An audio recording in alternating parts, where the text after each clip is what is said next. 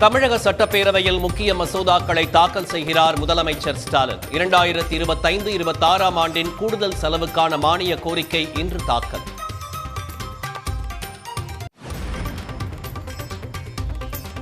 வேலூர் மாவட்டத்தில் கொட்டிய மழையால் வீடுகளுக்குள் புகுந்த மழைநீர்.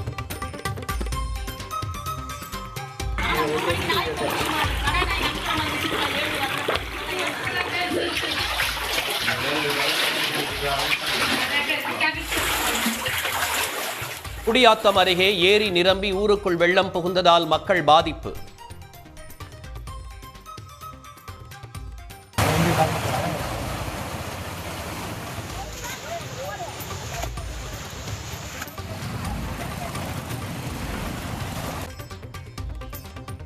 நாளைய தினம் வடகிழக்கு பருவமழை தொடங்க வாய்ப்புள்ளதாக வானிலை ஆய்வு மையம் தகவல். நீலகிரி, கோவை உள்ளிட்ட 8 மாவட்டங்களில் இன்று கனமழை பெய்ய வாய்ப்பு.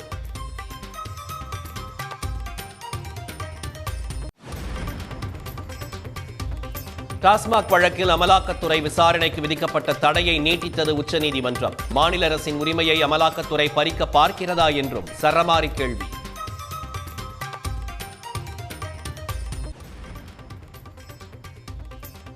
விளையாட்டு வீரர்களுக்கான உதவித்தொகையை 30 லட்சமாக உயர்த்தி அறிவித்தார் முதலமைச்சர் மு க ஸ்டாலின்.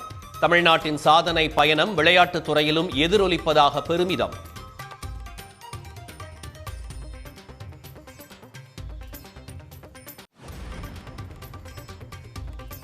தீபாவளி தினத்தன்று 2 மணி நேரம் மட்டுமே பட்டாசு வெடிக்க தமிழ்நாடு அரசு அனுமதி. அதிக சத்தம் எழுப்பும் பட்டாசுகளை வெடிக்கக்கூடாது எனவும் கட்டுப்பாடு.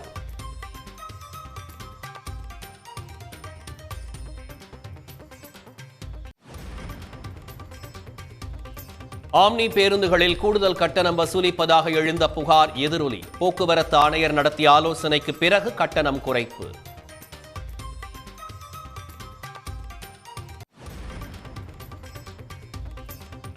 தீபாவளி பண்டிகையையொட்டி ஈரோடு ஜவுளி சந்தையில் களை கட்டிய விற்பனை. ஒரே நாளில் 7 கோடி ரூபாய்க்கு வர்த்தகம் நடைபெற்றதாக வியாபாரிகள் மகிழ்ச்சி.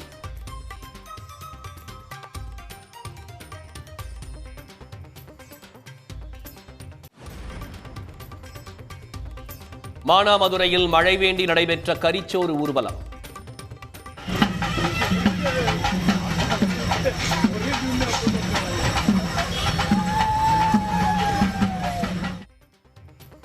அசைவ உணவுகளை எல்லை பிடாரி அம்மனுக்கு படையலிட்டு வழிபாடு.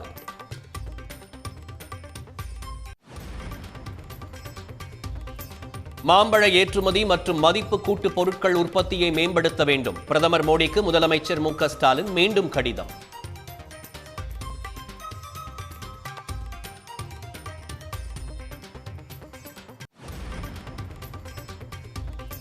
குமரி மாவட்டத்தில் நவீன விளக்குகளால் மங்கும் அகல் விளக்கு உற்பத்தி. உரிய விலை கிடைக்க அரசு உதவ வேண்டும் என உற்பத்தியாளர்கள் கோரிக்கை.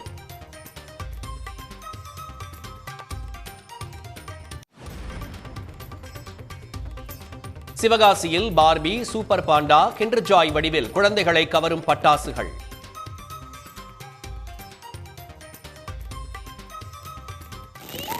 புதுவரவாக வந்துள்ள பட்டாசுகளை ஆர்வமுடன் வாங்கிச் செல்லும் மக்கள்.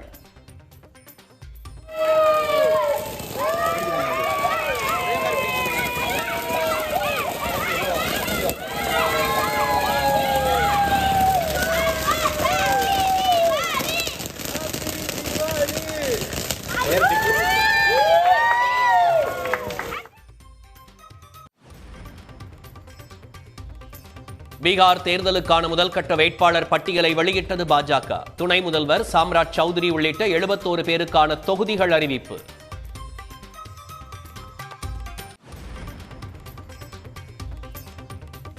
நவம்பர் 28ஆம் தேதி ரீ-ரிலீஸ் ஆகிறது சூர்யாவின் அஞ்சான் திரைப்படம். கூடுதல் சுவாரஸ்யங்களுடன் வெளியாவதாக படக்குழு அறிவிப்பு.